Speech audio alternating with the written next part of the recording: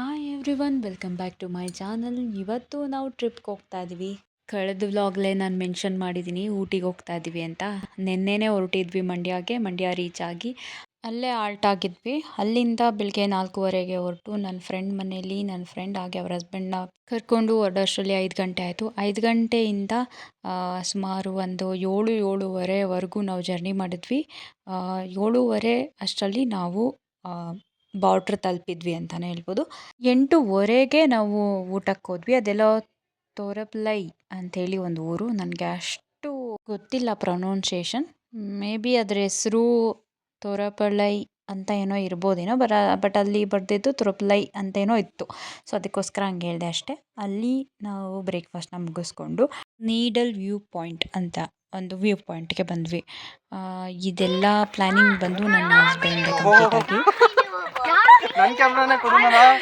ಇರ್ಲಿ, ತೊಂದರೆ ಇಲ್ಲ. ಹಿಂದೆ ಮರಗಳ ಗುಂಪು ಕಾಣಿಸ್ತಲ್ಲ, ಅಲ್ಲೇ ಒಂದು ಅರ್ಧ ಗಂಟೆ ನಾವು ಟೈಮ್ ಪಾಸ್ ಮಾಡಿಬಿಟ್ವಿ ಫೋಟೋ ತಗೊಳ್ಳೋದ್ರಲ್ಲಿ. ಸೊ ಹಂಗಾಗಿ ಇಲ್ಲಿ ಬರೋಷ್ಟರಲ್ಲಿ ಒಂದು 10:45 ಆಗೋಗಿತ್ತು. ಬಿಸಿಲಂತೂ ತುಂಬ ಇತ್ತು.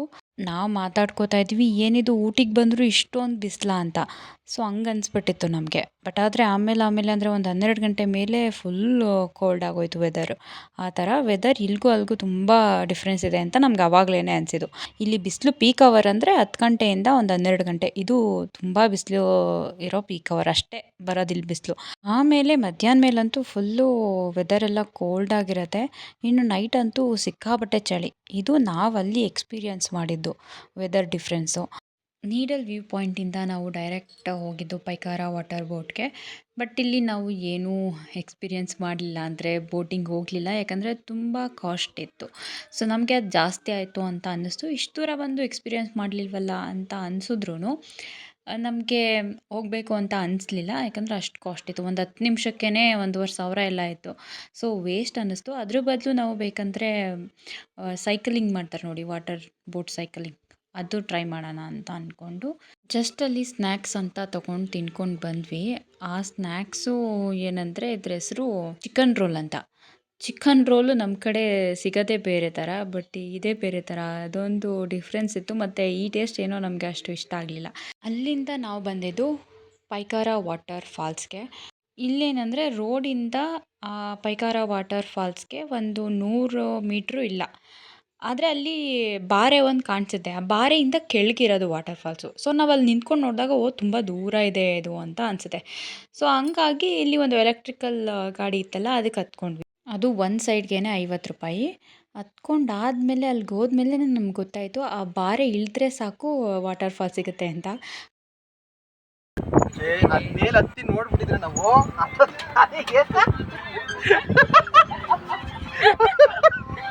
ಯಪ್ಪ ನನಗೆ ಆ ವ್ಯವಸ್ಥೆ ಏನಿಗೆ ಮಾಡಿದ್ದಾರೆ ಅಂತ ಗೊತ್ತಿಲ್ಲ. ಅಷ್ಟು ದೂರ ಆರಾಮಾಗಿ ನಡಿಬೋದು. ಏನೋ ಮೇ ಬಿ ವಯಸ್ಸಾಗಿರೋರ್ಗೇನೋ ಆ ವ್ಯವಸ್ಥೆ ಮಾಡಿದ್ದಾರೇನೋ, ಬಟ್ ನಾವು ಯೂಸ್ ಮಾಡ್ಕೊಂಡ್ವಿ. ಇನ್ನು ಪೈಕಾರ ವಾಟರ್ ಫಾಲ್ಸ್ಗೆ ಎಂಟ್ರಿ ಫೀಸ್ ಬಂದ್ಬಿಟ್ಟು 60 ಆರ್ 40 ಏನೋ ಇರ್ಬೋದು ಅಷ್ಟೇ, ನಂಗೆ ಮರ್ತೋಗಿದೆ. ಅದಕ್ಕಿಂತ ಜಾಸ್ತಿ ಇಲ್ಲ. Very cool and com place. ಹಾಗೆ ತುಂಬ ಚೆನ್ನಾಗಿ ನೀಟಾಗಿ ಮೇಂಟೈನ್ ಮಾಡಿದ್ದಾರೆ. ಅಲ್ಲಿ ವ್ಯೂ ಕಂಪೇರಿಟಿವ್ ಬೇರೆ ಅದರ್ ಪ್ಲೇಸ್ಗೆ ಹೋಲಿಸಿದ್ರೆ ಅಷ್ಟು ಕಡಿಮೆ. ಬೇಕಂದರೆ ಸ್ಕಿಪ್ ಮಾಡ್ಬೋದು. ನಿಮಗೆ ಟೈಮ್ ಇದ್ದರೆ ಮಸ್ಟ್ ವಿಸಿಟ್ ಮಾಡ್ಬೋದು. Depend upon your time. ಅದಲ್ಲದೆ ವಾಟರ್ ಎಷ್ಟು ಫಾಲ್ ಆಗ್ತಿದೆ ಅನ್ನೋದು ಕೂಡ ಮ್ಯಾಟರ್ ಆಗ್ಬೋದು. ಅಂದರೆ ಜಾಸ್ತಿ ನೀರಿದ್ದರೆ ತುಂಬ ಸುಂದರವಾಗಿ ಕಾಣಿಸ್ಬೋದು. ಬಟ್ ಕಡಿಮೆ ನೀರಿರೋದಕ್ಕೆ ಮೇ ಬಿ ನಮಗೆ ಹಾಗೆ ಅನಿಸಿರ್ಬೋದು. ಸೊ ಹಂಗಾಗಿ ಅದನ್ನು ಕೂಡ ನೀವು ತಿಳ್ಕೊಂಡು ವಿಸಿಟ್ ಮಾಡ್ಬೋದು. ಆನಂತರ ಅಲ್ಲಿಂದ ಎಳ್ನೀರು ಕುಡ್ಕೊಂಡು ಸೀದಾ ಅಲ್ಲಿಂದ 9th ಮೈಲ್ ಶೂಟಿಂಗ್ ಸ್ಪಾಟ್ ಅಂತ ಆ ಪ್ಲೇಸ್ಗೆ ಹೋದ್ವಿ. ಆದರೆ ಅಲ್ಲಿ ಹಸ್ರೇ ಕಾಣಲಿಲ್ಲ. ಫುಲ್ ಬರಡು ಭೂಮಿ ಥರ ಇತ್ತು. ಸೊ ಅದಕ್ಕೆ ಅಲ್ಲಿ ಹೋಗಿ ಸುಮ್ಮನೆ ಡಿಸಪಾಯಿಂಟ್ ಆಗೋದಕ್ಕಿಂತ ವಾಪಸ್ ಬೇರೆ ಪ್ಲೇಸ್ ನೋಡೋಣ ಅಂತ ಹೇಳ್ಬಿಟ್ಟು ಅಲ್ಲಿಂದ ಜಸ್ಟ್ ಹೊರಗಡೆ ಒಂದಷ್ಟು ಫೋಟೋ ತೊಗೊಂಡು ದೂರದಿಂದ ನೋಡಿಕೊಂಡು ವಾಪಸ್ಸು ಬೇರೆ ಕಡೆ ಹೋಗ್ತಾ ಇದ್ದೀವಿ. ಅಲ್ಲಿ ನಾವು ಹೋಗಲಿಲ್ಲ. ನೆಕ್ಸ್ಟು ಅಲ್ಲಿಂದ ನಾವು ಹೋಗಿದ್ದು 6th ಮೈಲ್ ಶೂಟಿಂಗ್ ಸ್ಪಾಟ್. ಅಲ್ಲಿಗೆ ನಾವು ಹೋಗಿದ್ದು. ಅಲ್ಲಿ ಜನ ತುಂಬ ಕಡಿಮೆ ಇದ್ದರು. ನಮಗೆ ಫೋಟೋ ತೊಗೊಳ್ಳೋದಕ್ಕೆ, ವೀಡಿಯೋಸ್ ಮಾಡ್ಕೊಳ್ಳೋದಕ್ಕೆ, ಮತ್ತು ಮಾತಾಡೋದಕ್ಕೆ, ಹರಟೆ ಹೊಡೆಯೋದಕ್ಕೆ ಸ್ವಲ್ಪ ಫ್ರೀಡಮ್ ಇತ್ತು. ಸೊ ನಮಗನ್ನಿಸ್ತು ಗಿಜಿ ಅನ್ನೋದಕ್ಕಿಂತ ಇಲ್ಲಿ ಸೆಲೆಕ್ಟ್ ಮಾಡ್ಕೊಂಡಿರೋದು ಬೆಸ್ಟ್ ಅಂತ ಅನ್ನಿಸ್ತು. ಸೊ ಹಾಗೆ ಅಲ್ಲಿ ವ್ಯೂ ಕೂಡ ನಮಗೆ ತುಂಬ ಚೆನ್ನಾಗಿ ಸಿಕ್ತು. ಸೊ ಹಂಗಾಗಿ ನಾವಲ್ಲೇ ಸುಮಾರು ಹೊತ್ತು ಟೈಮ್ ಸ್ಪೆಂಡ್ ಮಾಡಿ ಫೋಟೋ ಎಲ್ಲ ತೊಗೊಂಡು ಊಟಕ್ಕೆ ಹೋದ್ವಿ. ಮಧ್ಯಾಹ್ನ ಊಟನೇ ಮಾಡಿರಲಿಲ್ಲ ನಾವು. ಅಲ್ಲಿ ಸುತ್ತಾಡಿಕೊಂಡು ನಮಗೆ ಒಳ್ಳೆ ಹೋಟೆಲ್ಲೂ ಸಿಗಲಿಲ್ಲ ಮತ್ತು ತಿನ್ನಬೇಕು ಅಂತಲೂ ಅನಿಸಿರ್ಲಿಲ್ಲ. ಅಲ್ಲಿ ಯಮ್ಮಿ ಅಂತೇನೋ ಒಂದು ಹೋಟೆಲ್ ರೆಸ್ಟೋರೆಂಟ್ ಅನಿಸುತ್ತೆ ಅದು. ಅಲ್ಲಿ ಊಟ ಮಾಡ್ಕೊಂಡ್ವಿ.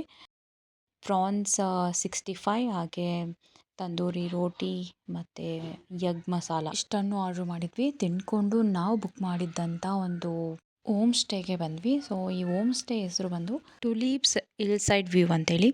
ತುಂಬ ಅಫೋರ್ಡಬಲ್ ಆಗಿತ್ತು, ಹಾಗೆ ತುಂಬ ಕ್ಲೀನಾಗಿ ಮೇಂಟೈನ್ ಮಾಡಿದ್ರು. ನಮಗಂತೂ ತುಂಬ ಇಷ್ಟ ಆಯಿತು. ಇದರ ಕಾಸ್ಟ್ ಬಂದು ಒಂದು ದಿನಕ್ಕೆ 1,500.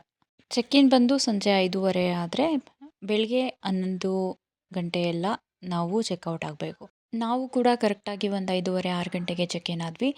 ಬಂದ ತಕ್ಷಣವೇ ಬ್ಯಾಗ್ಗಳೆಲ್ಲ ತೊಗೊಂಡು ಬಂದಿಟ್ಟು ಡ್ರೆಸ್ ಚೇಂಜ್ ಮಾಡಿಕೊಂಡು ಮತ್ತು ನಾವೇ ಎಲ್ಲ ರೂಮ್ ಅಂದ್ಬಿಟ್ಟಿದ್ವಲ್ಲ ಅದನ್ನೆಲ್ಲ ನೀಟ್ ಮಾಡಿಕೊಂಡು ಆಮೇಲೆ ಊಟಕ್ಕೆ ಹೋದ್ವಿ. ಇಲ್ಲಿ ಕಾಸ್ಟ್ ಜಾಸ್ತಿನೇ ಇರುತ್ತೆ ಊಟಕ್ಕಂತೂ.